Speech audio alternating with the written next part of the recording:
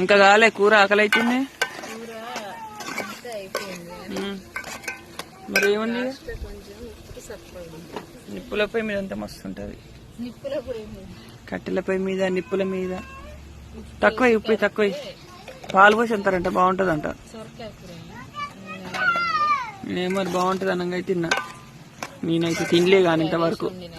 పచ్చిమిరపకాయలు పాలు పోసి అంటారంట, అవునా కాదా కామెంట్ చేయండి. నేనైతే తినలే ఒక్కసారి కూడా. పొట్లకాయలు కూడా పోస్తారు, బీరకాయలు పోస్తారు. ఇప్పుడు చూడండి కాలుతుంది.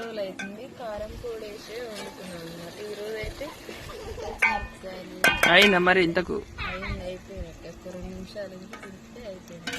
మా కూర అయితే కంప్లీట్ అయింది.